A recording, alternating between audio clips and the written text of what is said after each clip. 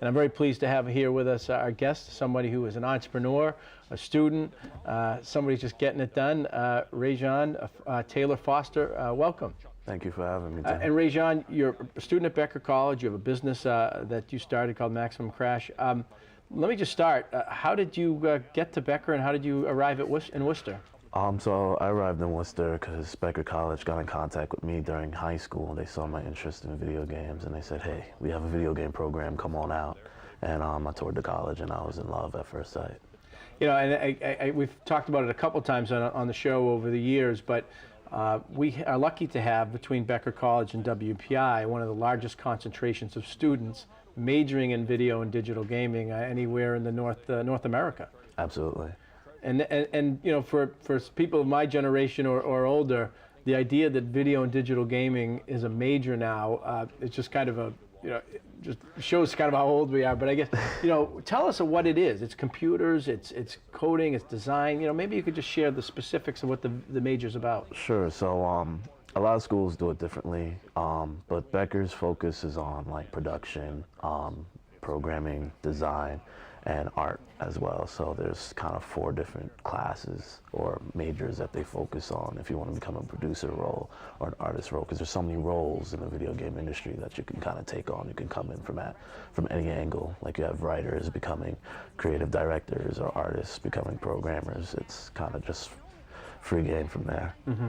And you can all make it work on a computer and yeah, integrate all of those mediums, right? Absolutely. So that's the magic of it, and that's why I went into programming, because programmers have kind of the most power over what gets done with a game, because they're the ones that take the ideas, take the creativeness, and kind of just move that forward and make it a reality.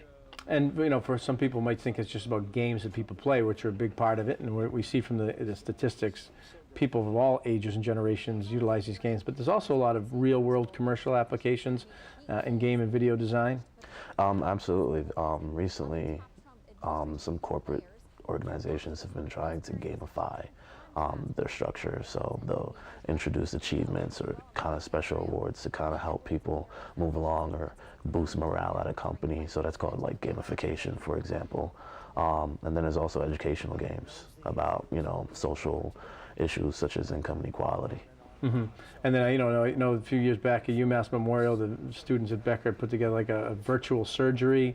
There are things that, you know, people can, through video games, simulate how to fly a plane, you know, different things that apply every day. Absolutely. So you have like simulations if you want to kind of prove something mathematical, or just kind of try to visualize what would happen with certain things in place. And then, of course, there's the entertainment side of it. So video games kind of capture both of that, even though video games happen to be an extension from the movie industry. Mm-hmm. So something that the movie industry hasn't fully been able to capture is that connection, that interactivity between a player and then what you're viewing. And I mentioned entrepreneur. In addition to a student, you're an entrepreneur, and you were one of the people selected to participate in the Chamber of Commerce's Startup Worcester, which people submit a business plan and they are vetted kind of through a competition, and then selected to get a free chamber membership, free membership to the Venture Forum, and then 1 year free at the Running Start, which is a co-working startup space in Worcester.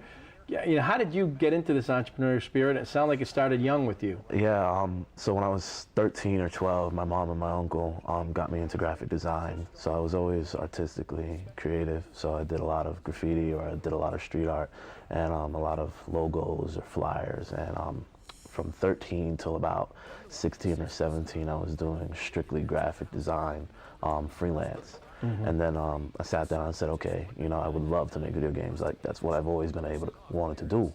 But I didn't have all the skills required. I didn't have programming. I didn't have music. And the city that I'm from didn't exactly offer technological opportunities for that. It was mostly entrepreneurial. Mm-hmm. So, you know, to create a business and just establish, you know, a market, but not actually getting the skills to establish yourself in the technological market. So I taught myself most of what I know.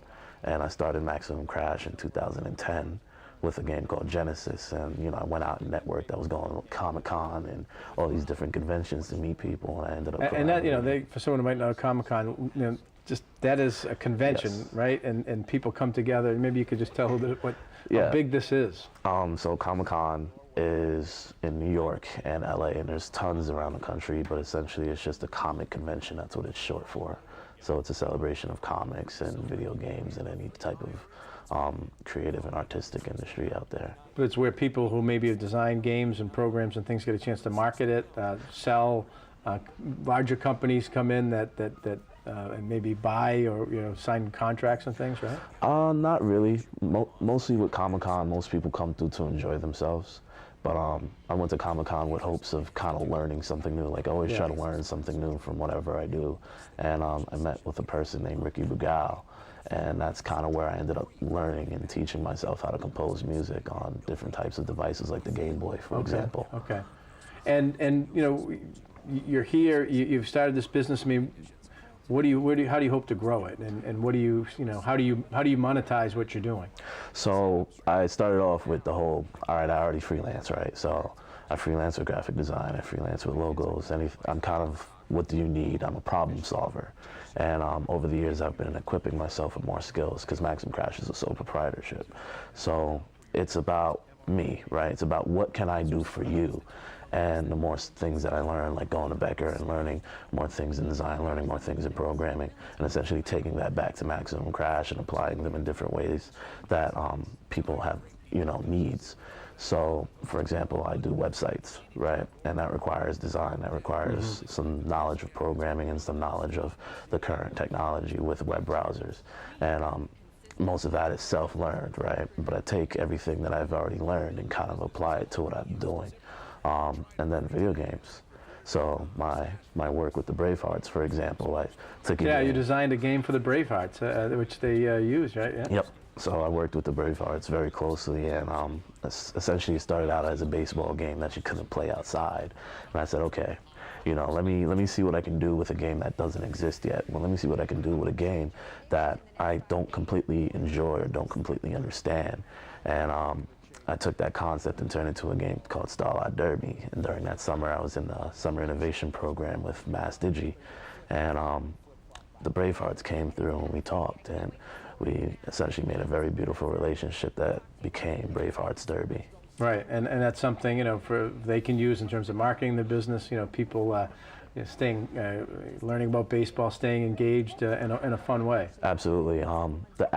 The game turned into an application that fixed fragmentation between technology and social media and the ballpark. So the app became the middleman between here's a game, but here's also the schedule. Here's everything that you want from a team, and also the connectivity between players with the leaderboards and tweeting. Trying to essentially give their fans a base to show their love for their team. Yeah. Well, I mean, good stuff, and I think that the Bravehearts is a great example of how the technology and the business that you are engaged in kind of brings a lot of things together in a increasingly technological world and business environment. So, Rejon, the best of luck. We look forward to having you back at some point, and thank you for being such an entrepreneur and presence in our community.